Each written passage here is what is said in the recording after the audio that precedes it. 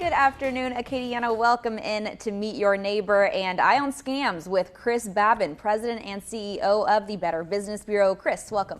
Thank you for having me.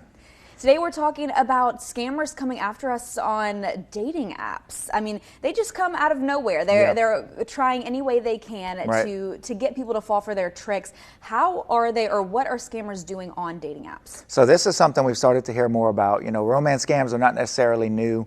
And when you hear about them, you might immediately think like, you know, I wouldn't fall for that. But these scammers are really convincing, and we've had people coming to us locally saying that they lost money to somebody they met either on a dating app or even just on social media, pretending to be somebody interested in them, you know. And the emotions get involved in this, which is something that scammers love. And then they spend a lot of time. I mean, you might get to know somebody, you know, over weeks, and then eventually they need money, or they want you to invest in something that is just their way of trying to steal money from you. Yeah.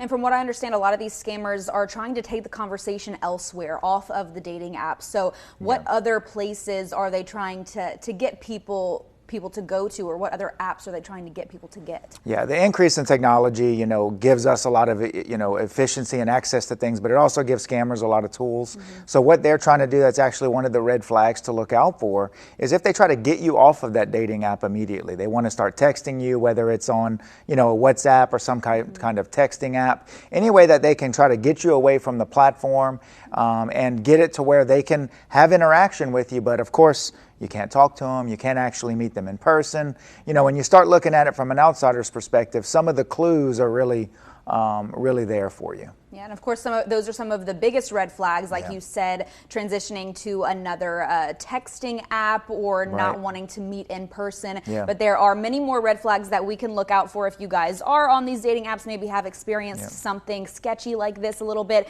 BBB.org is where you can see more tips like these for these topics that we cover in Eye on Scams. Chris, thanks so much. Thanks. We'll be right back after the break.